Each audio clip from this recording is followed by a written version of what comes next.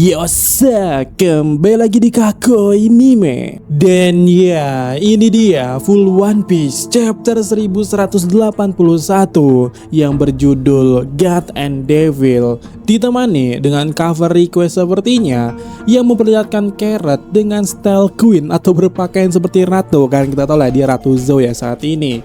Dan dia yaitu Carrot sedang berjalan pula di atas ikan apa nih? Nah, di awal chapter tampak Loki mengenang ucapan terakhir Harald sebelum dibunuh olehnya. Dan di sana juga Loki berkata kepada Imu dengan penuh amarahnya. Loki mengangkat Ragnir sembari pula membayangkan tubuh Harald yang ditusuk saat itu dan juga senyuman terakhir dari seorang Harald. Sebuah petir besar kemudian datang dari langit dan di halaman berikutnya petir itu tepat mengalir ke Ragnir dan dengan teknik petir itu Loki mengayunkan palunya sekuat tenaga tepat ke arah Imu. Tapi di panel berikutnya Imu juga tampak mengeluarkan sesuatu dari api di tombaknya itu, sesuatu seperti iblis ataupun gumpalan hitam ini, dan hal itu ya menjadi serangan Imu yang dilancarkan untuk mengcounter serangan dari Loki. Dan benar, kemudian di panel berikutnya kita bisa melihat api itu membesar dan menjadi seperti tameng untuk menghadapi serangan Loki. Dan hal itu jelas terjadi benturan kemudiannya yang sangat epic. Bahkan kita bisa melihat di sini benturan antara kedua benda ini itu seperti tidak menyatu. Wow. Kemudian di halaman berikutnya, gelombang ledakan serangan itu terasa bagi mereka yang ada di sekitar sekolah Warlus, seperti Lilith, Bone yang juga membawa sajian gosong, serta pula rombongan Franky, Jinbe dan Nami yang berada di sisi lainnya. Lalu di panel berikutnya kembali ke adegan Loki melawan Imu. Di sana ya, Loki sangat marah karena serangannya tadi itu benar-benar mudah ditahan. Tapi Imu tampak tenang di sana dan kemudian mengangkat tangan kirinya. Di mana ya, di panel itu menariknya adalah tangan itu membesar. Dan kita mengetahui kalau ukuran Imu kali ini perlahan membesar, membuat Loki juga pangling melihatnya. Lalu ya, di halaman berikutnya juga Loki kembali bertanya-tanya tentang Imu saat ini, sementara Imu telah bersiap dengan kuda-kudanya. Dan Imu ya tampak mengeluarkan semacam api hitam kembali yang berwajah dari ujung tongkatnya. Dan selanjutnya sekali lagi terjadi bentrokan antara Loki dan Imu. Tapi kali ini ya, Imu tampak sengaja mengelak dan melompat tepat di atas Loki. Dan saat dimana Loki melihat ke atas, kita melihat Imu sudah berancang-ancang di sana.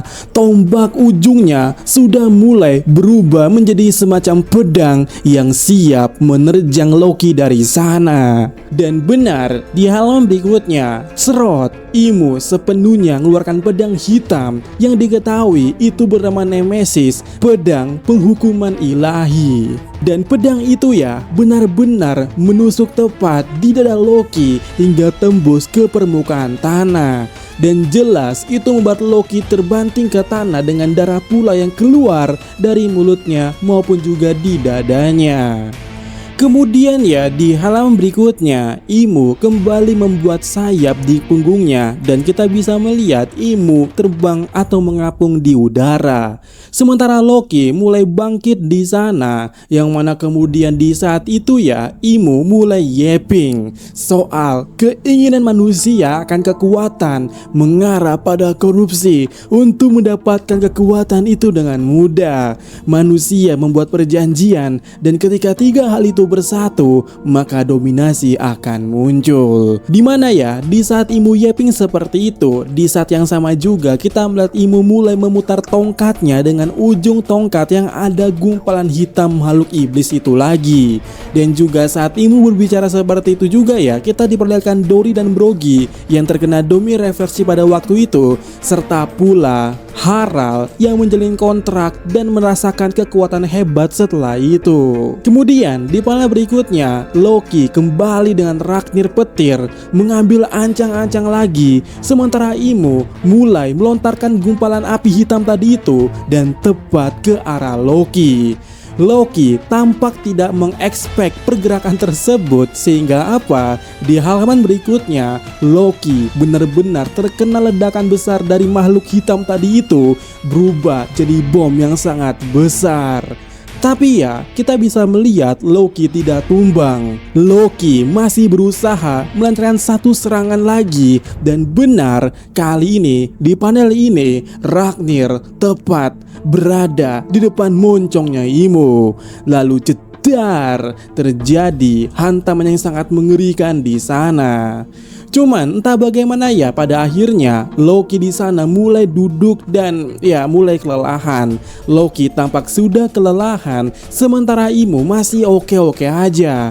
Bahkan Imo tampak masih berbicara soal dominasi, sementara Loki menolak dan mengatakan kalau dia tidak akan tunduk pada siapapun. Dan Loki mulai berdiri kembali dengan Ragnir yang teraliri petir, sementara Imo tiba-tiba mengingat adegan bersama Joy Boy.